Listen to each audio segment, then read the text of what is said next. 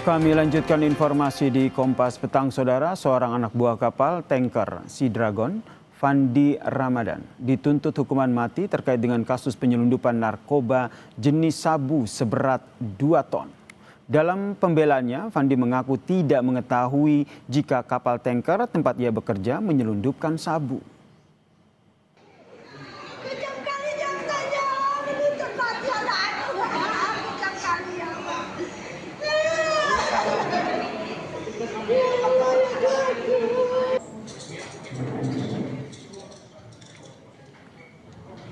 Ibu Fandi Ramadan, Saudara, menangis setelah jaksa memberikan tuntutan hukuman mati kepada Fandi terkait dengan kasus dugaan penyelundupan 2 ton sabu.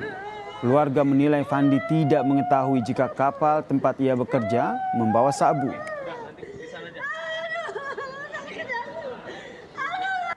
Fandi berada di kapal tanker Sea Dragon karena bekerja. Ia melamar pekerjaan ke kapal tanker Sea Dragon karena dari informasi yang ia dapatkan, kapal tanker tersebut membawa minyak.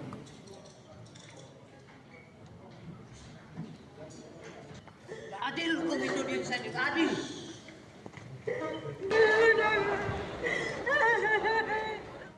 Nanti di sana aja.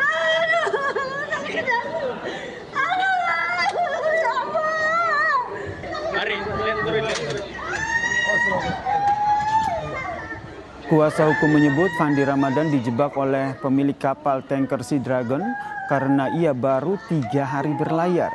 Kuasa hukum juga menyebut Fandi Ramadan tidak mengetahui barang yang dibawa oleh kapten kapalnya berisi narkoba. Fandi sempat bertanya kepada kapten kapal soal barang yang dibawa dalam kapal tersebut karena merasa curiga. Namun barang tersebut diklaim sebagai emas.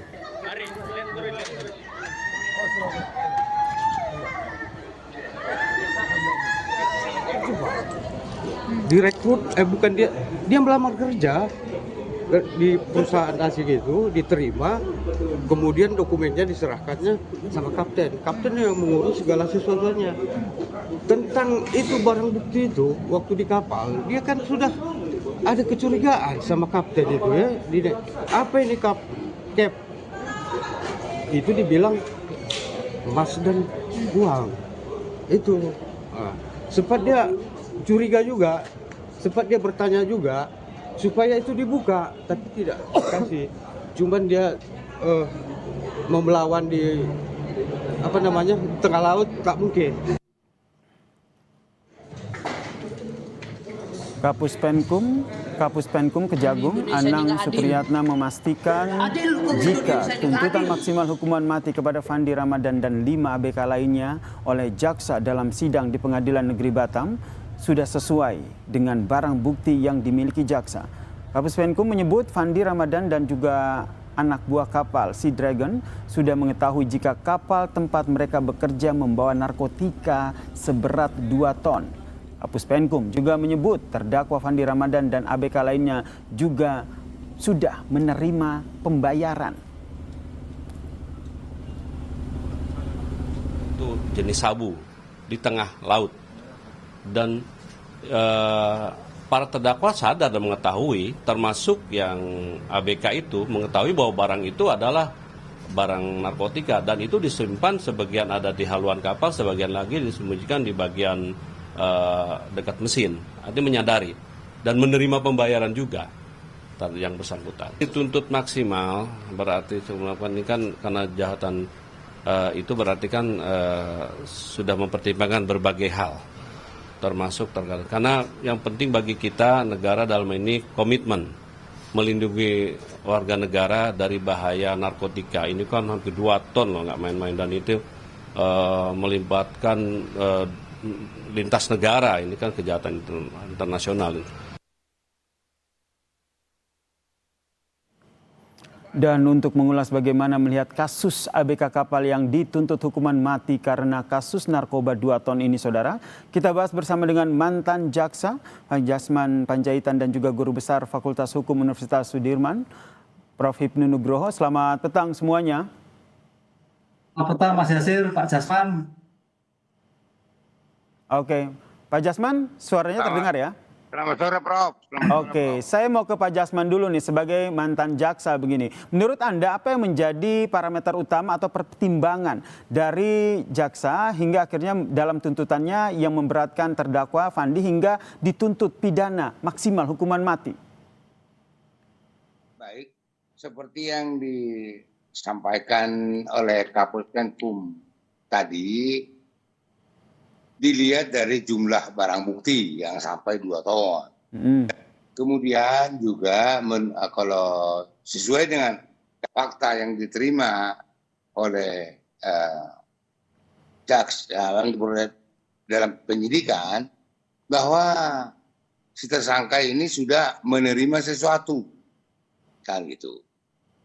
Nah, itu mungkin dasar pertimbangan daripada pihak kejaksaan. Dalam hal ini, kejaksaan juga ini kan bukan hanya kejaksaan negeri Batam. Pasti ini sesuai dengan protap di kejaksaan itu sudah direntutkan, artinya diminta persetujuan ke pimpinan. Jadi biasanya pengalaman untuk menuntut kasus seperti ini yang berat itu pasti dilakukan expose di hadapan para petinggi kejaksaan. Makanya dalam hal ini Jaksa Agung atau minimal Jampidum, Jaksa Agung Muda Tindak Pidana Umum, baru menorehkan persetujuannya, begitu. Oke. Jadi alasan itu tadi dari sini barang bukti dan fakta bahwa terdakwa ini sudah menerima sesuatu. Gitu. Oke, Itu loh, Pak. Nah, meskipun ada pembelaan yang disampaikan oleh terdakwa yang menyatakan bahwa baru tidak tahu kalau kapal itu membawa narkoba, baru berlayar dengan menggunakan kapal itu 3 hari, itu tidak jadi pertimbangan atau seperti apa? Ya, itu bisa-bisa saja. Dan kalau memang ini kan baru tuntutan, kan terdakwa masih berhak mengajukan pledoi, mengajukan pembelaan yang menjadi tanggapan terdakwa terhadap tuntutan. Silakan saja nanti dikemukakan di dalam pledoi. Itu. Baik, saya ke Prof. Hipnu. Prof. Hipnu, bagaimana Anda melihat konstruksi hukum kasus ini? Terlebih jika kita lebih fokus kepada apa yang disampaikan oleh Fandi yang menyatakan bahwa ia tidak mengetahui bahwa kapal itu membawa narkoba, kemudian baru berlayar 3 hari. Ya, ini saya kira saya sependapat dengan Pak Jasmin, baru tuntutan. Nah, gitu. Baru tuntutan. Oleh karena itu, dalam hal seperti ini harus dijelaskan peran penyertaan itu seperti apa. Pelakunya utama siapa?